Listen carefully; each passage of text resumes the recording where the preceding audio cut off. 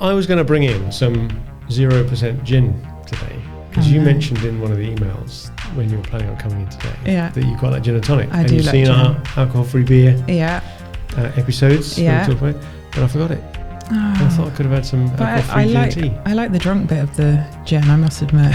It's not just the taste you're going for. It's not just the same. No. Oh, no. But we are quite getting into our beers, our alcohol-free beers. Yeah, well, I bought you some Hobson's Brewery ones. That's very kind. So I think you're our first podcast guest that's bought us some merch. Oh, so well done, big tick in the box. From your first. Yeah, exactly. So we'll have to have that on display. Everyone loves the Dyke Yaxley gift, so I always try and take them wherever I go. You put us to shame. We're going to have to get our merch sorted now. Yeah, make sure you put me on the list. Yeah, to repay you in more merch. Yes, merch please. exchange. Please. Good. Well, should we do our podcast for this week then? Yep. Ready to go? So, hello and welcome again to the SME Growth Podcast from Wellmeadow. I'm Dave Parry, and every week we try and come up with something of interest to talk to growing business owners about, just to cover the various challenges they have in growing their businesses. And we're very lucky today to have a guest. Richard's off gallivanting somewhere, it being half term, but we've got Mel Edwards here. Hello, Mel. Hello. From Dyke Yaxley. Yeah. Dyke Yaxley, largest accounting firm in town? One of the bigger ones? Maybe. Yeah, maybe not the largest. So we met at an exhibition the other week. Yeah. And we were talking about our podcast, and you guys don't do one yet. Yeah. So I thought this might be an opportunity. Show you how one works. Definitely. Come in and talk about ours. Yeah. And talk to our audience a little bit about how to market an accounting firm. Yeah, I'll try and explain. Tell us a little bit first then about Dyke Yaxley, just to sort of set the scene. So we've got an office in Shrewsbury and an office in Telford, and we've also got a DY USA side of the firm as well. So we've got an office in Ohio. Whereabouts in Ohio? It is Cleveland. Oh, up north. Yeah. So some of their staff work in our office, and some of our staff travel over there, sort of doing like UK to USA tax returns, things like that.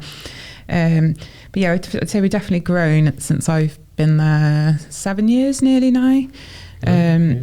Definitely growing, definitely advancing technology-wise, marketing-wise. Well, that's good to hear, because quite often you hear some professional service firms a bit stuck in the past. It is hard because you do have some people that are stuck in their ways, which they're going to be, aren't they? If they've done something for 30 years, or some of the staff have been there 40 odd years, if not more, some of them. So it's a great place to work. Good shift, definitely, yeah. A lot of loyalty. Yeah, definitely. So what's your role then? What do you do there? So I'm marketing assistant. So it's just me and one other colleague, Jackie, who's my boss. And we market our services, really. We tend to sort of follow the brand awareness side of marketing rather than selling. Yeah. So we'd like to. Do you think there's a gap between brand awareness and selling called lead gen, or do you go straight from brand awareness to selling in your mind? In my mind, it's one or the other. Right. I think you're either selling your service or your product, or you're sort of keeping your presence out there, which is what we like to do. We don't sort of like to do the hard selling side of it. We tend to just want our clients to know that we're here. Don't forget we're here if you need anything, and sort of get into people's minds in case they do need an accountant. Yeah. So I'm intrigued by how professional service firms market themselves, because it's quite tricky. You haven't got a solid product to show, so anything visual is very tricky. We're going to show a calculator or something. So for a start, that's tricky. But also the choice of a product like yours, a bit like consulting or legal services or tax or whatever, it's something that people probably want to put to the back of their mind, not really think too much about. It's kind of one of those inconvenient facts of life. You've got to have something it. I've got to pay for, sort of thing. Yeah. Like buying the loo rolls, if someone wants to do it. Got to do it, So I'm interested in how you interrupt that thought process at key points to actually get someone to change their mind and choose a different accountant. So we tend to like to use the sort of voice of the customer. So we'd like to go out and take photos of staff with clients, happy client that are happy with our work and that can have a nice photo like with a horse or a sports car and sort of try and get that out there so it looks... Yeah, I've seen some of those. They look good. See faces I recognise. Yeah, we like to do that, and then people are like, oh, I recognise them. Definitely a lot of ours is referrals through existing clients. I think that's how we get the majority of our clients. Yeah. But yeah, we just try, especially when we're at shows and expos, we try and show that we're not these fuddy-duddy accountants sort of thing, and me and Jackie tend to go and we have all the bright, colourful merchandise, and we try and make it a bit more inviting than stuffy accountants in suits, which there are some stuffy accountants in suits, but the majority of us just normal people, really. Do you think that's the same approach taken by the other accountants you see attending shows and exhibitions, or do you sort of stand out a bit different? Yes, I think I'd say maybe 5 years ago or so, we were definitely the odd ones out for starting to brighten things up and be a bit more casual. Like we'd start wearing jeans to expo, like the Minsterley show would be in jeans and the other accountants would be in their suits and their heels. And I'd definitely say in the last maybe 3-4 years, you've seen it die down a little bit. I think people have realised you don't have to be stood in a suit to be professional. So others have really copied you or followed you or whatever? Yeah, maybe not necessarily us, but I've definitely noticed it more, because I think a lot of people used to say to us, you really stand out, your colours really stand out and you're really chill and you're having a laugh. But it seems to be a lot of people are sort of taking suit now and doing the same sort of thing. I guess post-COVID, the era of the suit is almost behind us, people realise you can be in the comfort of your own home or your own clothes and still be a professional service. Definitely. Yeah. So tell me, we talk a lot about buyer personas and buyer journeys in our world, don't we?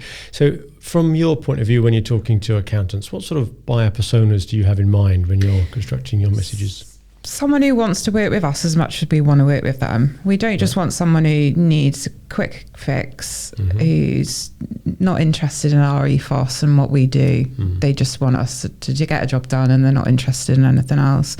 We want someone who's going to grow, who's looking, they want to grow their business, they want to grow, they want to expand their services, because we have loads of different services in-house, HR services, we've got our own IT company, things like that. So it's people that want to grow, really, grow with us. And are they just business owners, or do you have private clients as well? No, we've got individual clients, sort of individual tax clients, we have multi-million pound businesses, small, tiny businesses. So quite a range then. Yeah, and do you segment your market then? Do you think of your market with, that's the segment that we call the SME segment, these are the large ones and the individuals? Yeah, so we've got quite a few different ways we segment them, really. We have things by interest, so if we know people like play golf, especially, we have golf days, so we'll mark that on the system that they like things like that. But as in business wise, we'll have small, medium, large, top 40, things like that, because it's definitely easier to market then and know sort of the marketing spend you're going to spend on. You don't want to be going spending thousands of pounds on a marketing employee to someone who's only going to make you £80, for example. You've got to work large because you're running a business at the end of the day, aren't you? Commercially viable, isn't it? And are there certain key events that you construct a marketing around, like say the change of ownership of a business or the death of an owner, or these things matter to you, or do you think that just happens in the background? And not so much. Personally, through Dyke Yaxley, we've done quite a few acquisitions and that, and we tend to market them a lot, but not really anything to do with the clients. We wouldn't, unless they are, like we do a lot of corporate finance, so sometimes we'll have those where we'll say, this business is doing this, for example, but they've asked us to do that. Right.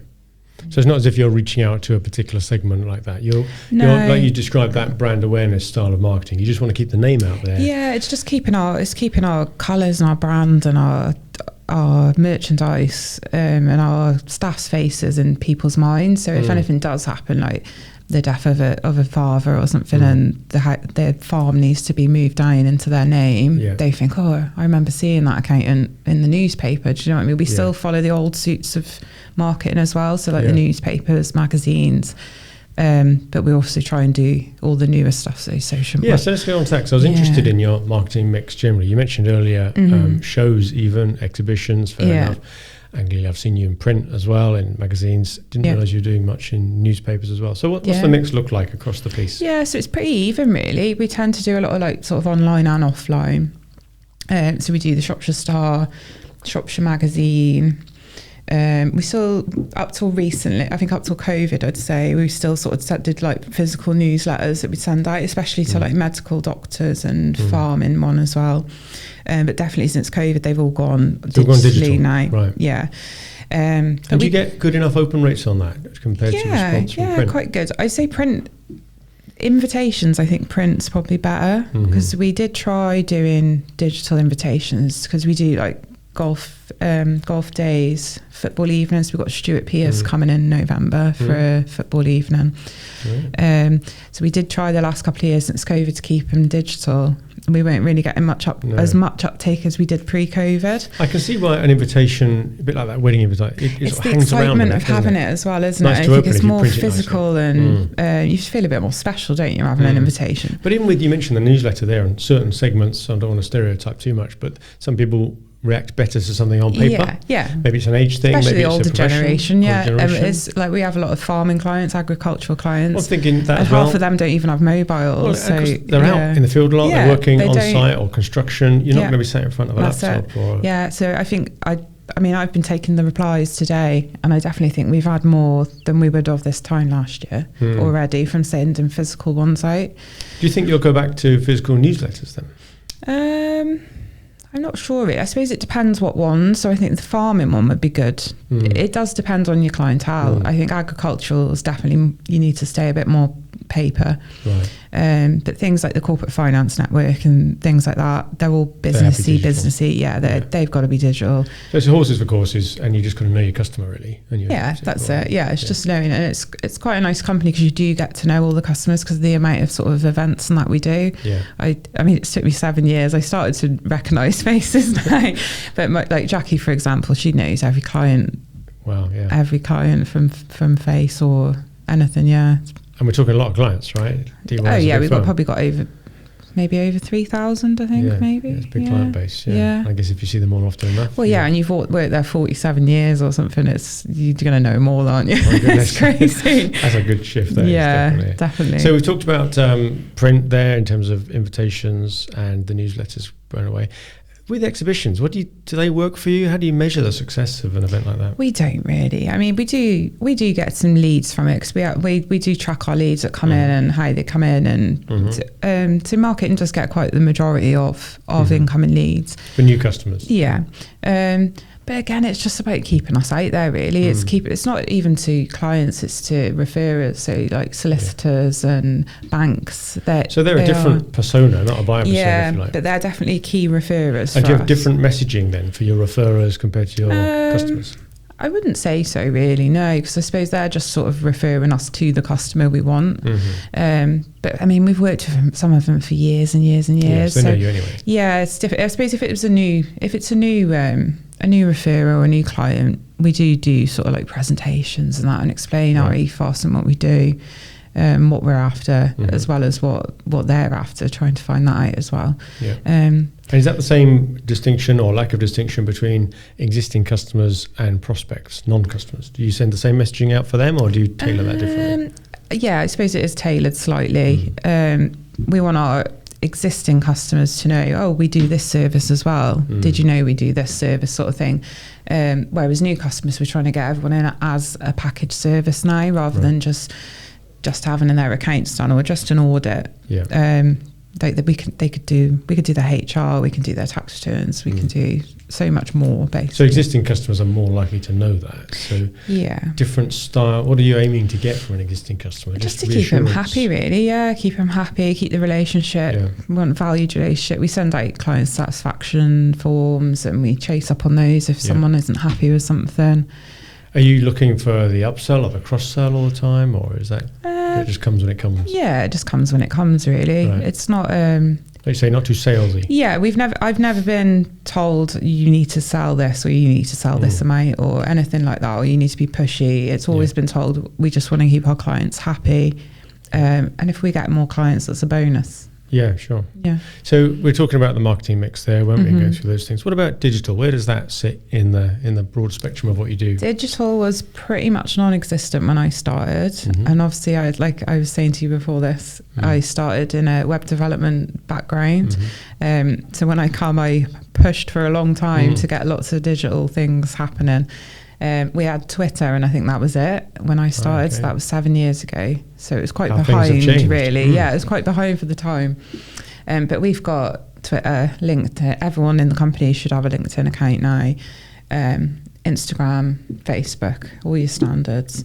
I've never really gone for the Snapchat or the TikTok. I don't think it fits what we are. I suppose you could do the odd thing on there, but personally, I don't think it's a place. Interesting stat that the fastest growing demographic of users on TikTok is 35 to 45-year-old males. Yeah.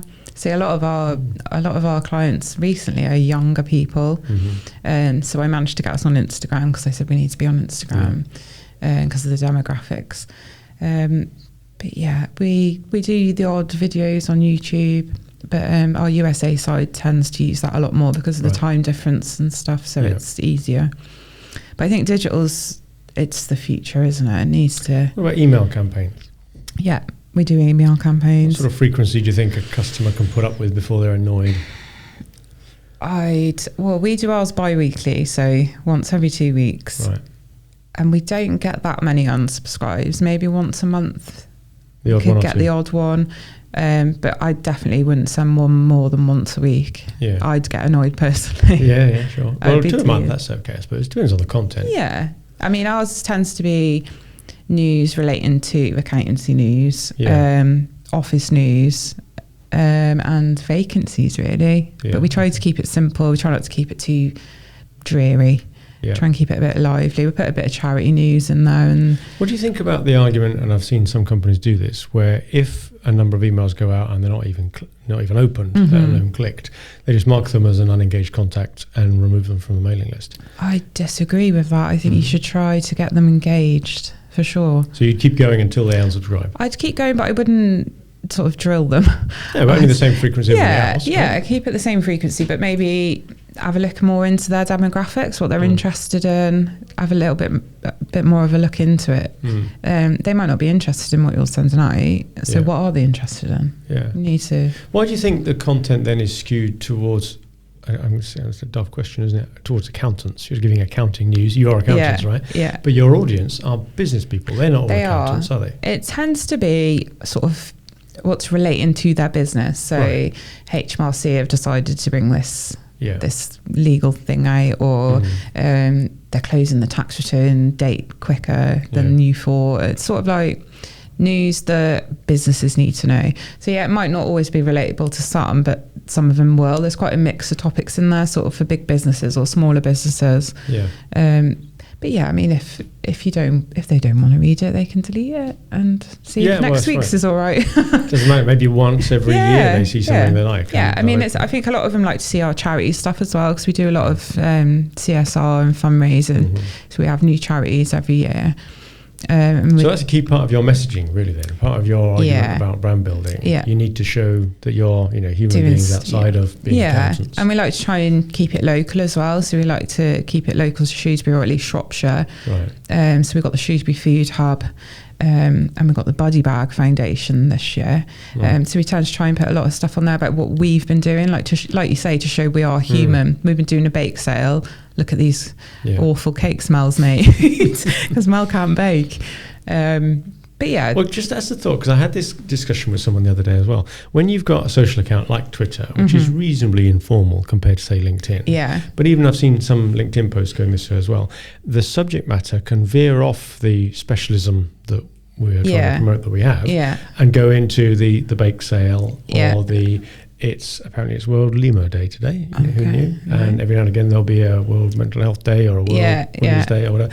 And you get the jumping on the bandwagon of those. Nothing to do with yours. No. And then it goes even beyond that, and it's strictly on Saturday night. Did you see it? And and I'm wondering, it doesn't work for me. That crosses a line. You may have heard it in one of the podcasts we did a couple of weeks ago. If I've tuned into the DY newsletter or social, that's what I'm looking for. To suddenly get someone else's view on Strictly Come Dancing.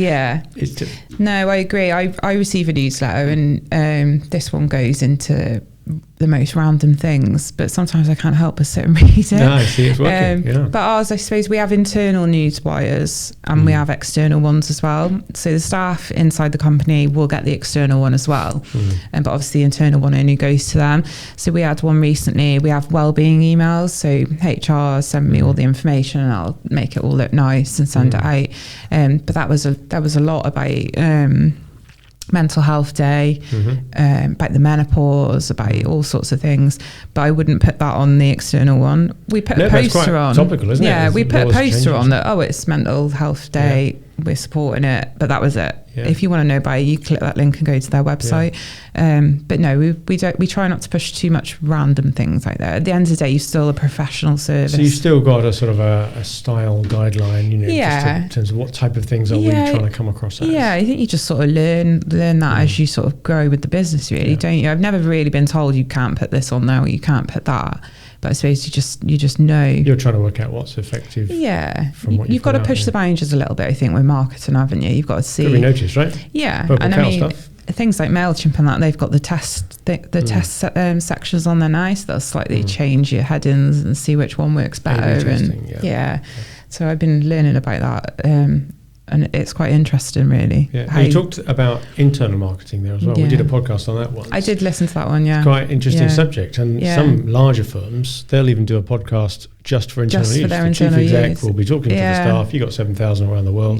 Most effective way to communicate. Sounds like, even though you're not several thousand, how many employees have you got? 120, I think, right, 130. More than 100. Yeah. So there's still a job to do there to communicate internally. Yeah, definitely. Do you think of it as two different jobs, if you like? The internal marketing has to have some time and we need external Yes, I definitely do, especially with the CSR, because I tend to do a lot of the marketing for that to the internal company. So I do sort of see it as two separate things, because I have to market all that to all the staff. But yeah, I'd say so. Do you get some good feedback? Yeah, I do, yeah. Everyone always comes up to me and says, I love that poster you did. And I'm like, thanks. Yeah. Will they contribute to it? Will they give you material to put into it? Some staff are better than others, I must say. Some sections of the company are obviously constantly busy, some aren't, so you sort of know who to ask if you want some copy or some photos doing. You know who will do it for you. But no, they tend to be quite that's good. a challenge that I think lots of marketeers face, isn't it? The subject matter experts internally, you can't know everything. You need to promote what they know, not what you know. That's it, So you need some time with them, either to interview them or get some copy written or whatever, or even the way we do it, video someone and get them to sit down in front of one of these cameras and have a bit of a chat. So how do you get people to realise that you're not just there to be in the way, you're actually trying to get them more work? Yeah, it's really difficult, especially when you're not an accountant as well, and you work in an office of 120 accountants, and you ask, can I just have some help so I can understand this? And they're like, well, it's so, and you're like, I don't know what that means. I'm not an accountant. But nor will all your audience be, will they? You've got business owners. No, exactly. No. So yeah, I do. I think it helps having myself and my colleague not being accountants, because we not dumb it down, but we translate. Sort of translate it into more layman's terms. So if I can understand it, and I'm awful, I still have to count on my fingers, and I work in an accountant. So if I can understand it, I'd hope that the people reading it would be able to strikes me as an opportunity there, back to the buyer persona question of segmentation. You could have one style of messaging to people who you know are accountants, and one to business owners that are still interested in business, but they don't know about the latest gap treatment of this particular the amount of time I've spent Googling accountancy words in the last 7 years, I could probably have a whole day off. You do get the hang of it eventually, but no, it is a fine line without trying to dumb it. You try to get that balance in all of your messaging, rather than saying some output could be technical. You don't do that. You say all of it should be accessible. Say maybe things like I said earlier, like the corporate finance network, you can go a bit more technical, sort of maybe more businessy rather than accountancy, because it's going to business owners, for example. But if it was like a copy or an advert for the newspaper, I would think personally, would my nan understand that? Because I know my nan reads the newspaper. So you've got to sort of think about your audience again, and who's using what type of method. Social media, again, you can sort of go a bit more slangy on social media, can't you? Whereas LinkedIn, I'd be a bit more professional. So you have different tones of voice. It's all basically the same, but it's just sort of toning it slightly different for each channel. Wait till you get into TikTok, you'll be all over that. I've tried TikTok personally with my daughter. She films me all the time on it, but Well, we're talking to a client at the moment that they have. It's interesting. They sell driving lessons for under 18s. Okay. So but under 18s don't buy that, right? They're bought by parents and grandparents. Right. So they market that in the good old fashioned social ways, Facebook. Yeah. Whereas the under 18s, they don't use Facebook anymore. They moved off that years ago, never did it. They're on Instagram and so Snapchat. Well, not even Instagram, I think it's TikTok. on TikTok. No, yeah. And Snapchat, but TikTok adverts and so on. So it's quite a challenge then to work out how do you influence the user, the consumer, who isn't the customer. I mean, I suppose that's the good thing. We know no one really under the age of 18 are going to need our services. So that's one good thing. Yeah. So we definitely know we don't need to go into that channel at the minute unless people... Well, I still think you'd be surprised. I think the demographic of that is a lot older than getting bigger, And there's clients we know that have done a lot of business through it. Yeah. Caravan salespeople. Might be something we'll have to look into, definitely. It's just a different style, like you said about tone of voice. You've got to be...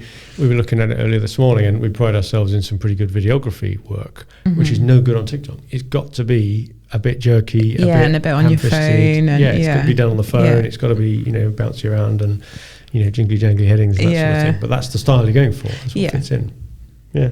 So we talked a bit about measures earlier, and it is tricky, especially if your focus is brand building. But how do you feel your department is judged? What sort of measures do you have to report on? I'd say our reviews and our testimonials is a big thing. So directors like to see those. Yeah. And do you ask for them then? It's part of your marketing to say, please rate us. We do and we don't. So a lot of them will come through naturally. They'll come from sort of emails or conversations where they've said, I'm really happy, blah, blah, blah. Where do you put those then if they're not coming through, say, Google reviews or Trustpilot? So they go, we have like a spreadsheet and then we'll collate them and then we'll stick them on the website. But we also track them sort of how many we get and where they're coming from. And do you use any of the formal reviewing websites, independent We ones? have got Yell. We've got Yell. We've got Trustpilot and Google reviews, but we also use our client satisfaction survey as well. So we've got sort of a scoring system where we do the net promoter score on there. So that's pretty new. We've always done the client satisfaction survey, but they used to go out by paper years and years and years ago. And I'd say since COVID we went digital and I started doing it through MailChimp. But it seems to be working well. We sort of did an incentive on there that we'd donate £250 for charity of their choice every 3 months. So if they filled out the survey, so we'd collate all the answers and then we'd do a raffle. Not everybody gets that, right? So we'd do a random generator. We'd give everyone a number, random generate, and then we'd donate that. And we seem to get a lot back. Not as much as we'd like, but definitely a good amount. Well, it's hard to get people to give up any amount of time. It's such a valuable exactly. commodity. Everyone's too busy, aren't they? I mean, who's going to listen to half an hour podcast? Oh, who knows? 1,000 people, apparently. Yeah, that's right. 1,000 a week. Yeah. Thank you. I don't think they all listen to all the half an hour. Only the exciting ones. Maybe the Please listen to this one. Yeah, exactly. Well, you'll be sharing us around 120 people for sure. They'll be definitely watching. Good. And how do you differentiate what you do compared to other accountants? What messaging differences are there? We tend to use the slogan, your business is our business. So we care for your business like we would ours. We care for your staff like we would our staff. And that's sort of the main route we've always sort of taken. And going back again is that we're quite chilled out. We're not the stuffy accountants like people think accountants are like. Like when I say to someone I work in accountants, they're like, what? Because they just look at me and don't expect me to be working at an accountant. So I think it's the main thing is that we're not everyday boring stuffy do numbers. We are normal people. Well, it's a good tagline, isn't it? And that's a good thing to hook into. Yeah. I guess other accountants could say that, but if they're not saying it, they're not saying it, and you are. Well, so exactly. You've got to have your own. I suppose it's a difficult one, really. People will go to the accountant usually if their family have used it or someone's recommended them. It's not really a dog-eat-dog world. There's plenty of people that need an accountant. We've got more than enough clients. I'm sure the rest of the accountants have as well. Regulations on your side in that at a certain size. Yeah. Well, any limited company for a start. And above 10 million, you need audits as well. So so we've got everything. To use you. Exactly. Yeah. And I mean, we've got payroll, we've got the HR, we've got audit, accounts, corporate, tax. Yeah. Everything. Plus the add-ons you mentioned of IT as well. That's a nice little bit of diversification, really, isn't it? Horizontally. You're doing other things that a business owner would want. And I mean, we've got sort of like businesses that are sort of joint with us as well. So you've got Henshaw's Insurance, we've got Kings and Wealth Management. So we all sort of pass clients between each other as well. So do you ever spend some of your marketing time promoting those angles, whether it be those other companies or even your own IT company? We tend to sort of share things. So we share events, so we'll market it together. Right. So like the football evening I mentioned, we're doing that with Kings and Wealth Management. Right. So we've sent out a joint invitation. They've had some spaces, we've had some spaces. And then we sort of introduce clients. And they've got their own marketing function. They've got their own marketing team, but we work together. We have monthly meetings sometimes. Yeah. But that is a different company, isn't it? It is a different company. And I know that maybe the HR and the IT are technically different companies, but they're more under your umbrella. HR is under our umbrella. The IT company is now Flex IT, so they're their own company now. They're all in the same building, but they started off as being Dyke Yaxley and sort of got bigger and bigger. So if they're doing their own marketing, does it matter if someone's taking an overarching view of the group to make sure that there's some sort of consistency, some acknowledgement that it's part of the same? Yeah, I suppose it's quite complicated really. So my marketing director, my big boss, he is the director of Flex IT as well. So he sort of oversees that. And again, our meetings with the other companies sort of keep it on a level playing field really as well. We don't sort of... Quite a bit of coordination then. Yeah, we wouldn't like to like overpower, look at us, our logo's bigger on this invitation sort of thing. No, not at all. But even your choice of colours, your palettes, we want to work together. It's better working together, isn't it? No one wants to fall out and at the end of the day, we're doing it for the clients. So we're trying to keep clients happy. If their client might need an accountant, our client might need a financial advisor. So, and there's benefits for our staff with that as well. So referral benefits, they can go into a draw to win money if they refer someone. So it's good for staff and clients really. Yeah, that works well. So I just want to close out. When we met last and I invited you to come on the podcast, we talked about your degree. Yeah. You're doing your degree. I'm doing 2 degrees. You did mention that. I'm crazy. Just to get that in there. So which 2 degrees are you doing? I'm doing a professional marketing degree and a professional digital marketing degree. So they do sort of coincide with each other. Bit of overlap, but they're going in. Bit of overlap. So it basically meant I could do less modules, but do the whole 2. So I'm doing a couple of extra modules and it'll cover 2 degrees. Right. So I already got a distinction on my first assignment. Thank you. Only by 1%, may I add. You didn't have to mention that bit. I scraped it through. Come on, as a marketeer, you just mentioned you got a distinction. No, I'm proud. I didn't even think I'd get, but I thought I'd get a pass. I didn't even expect a merit, never mind a distinction, because I doubt myself, but I was really, really happy with that. I'm on my 3rd one now, so I think I've got 2 more left. Right. So, how useful do you think it is to have done a professional marketing qualification to be a marketeer? I'd definitely say you don't need it this day and age. If you're happy being a marketing assistant, for example, I want to go bigger and better. I definitely envision myself being a marketing director one day. So it's more the business sort of side of it that interested me, learning like the salesy, businessy side of it. And I think that's the bit that makes you want to do the degree. And that's helping when you start Definitely. You're getting a broader business. So you're learning things about like return on marketing investments, and I'd never have known anything about that. Have you had a chance to apply some of that then in your job? Definitely. And my colleagues have been really good. They like write down everything you do, and if you think it could work here, we're happy to read through it and see what you think, because I do a lot of case studies, so I'm using Dyke Yaxley as my business while I'm doing it, so it's definitely good. It opens up a lot of doors, I think. Well, if you can crack how to measure return on marketing investment for a professional services firm, you will be in demand in lots of places. It's very stressful, but I'm getting there. An often asked question, isn't it? Good. Yeah. Well, it's fascinating to just have a look at another industry really and see how marketing works in something that's, I think, quite a challenge to market. You haven't got a physical product. It's definitely a challenge, but always something different every day.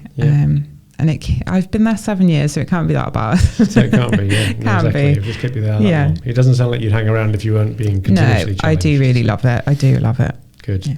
Well, thank you to Jackie for letting you come along this afternoon, and your big marketing boss. Yeah, my big marketing boss. Who you mentioned earlier. Yeah. Thanks for coming in. No worries. Great. Thank you very much for having me. So thank you for listening or watching the SME Growth Podcast from Wellmeadow. It's another one of our weekly episodes of about half an hour. We think of something different to talk about every week, or get a guest in to talk about a different topic. As every week we ask you to, please subscribe to our podcasts wherever you find them, and maybe click the little bell so you get notified when another episode drops. But more importantly, importantly, just tell your business colleagues that we're here and that we might be worth a listen when you're out walking the dog or driving the car or whatever else you're doing when you listen to your podcasts. So thanks a lot again for listening, and in the meantime, good luck with your business.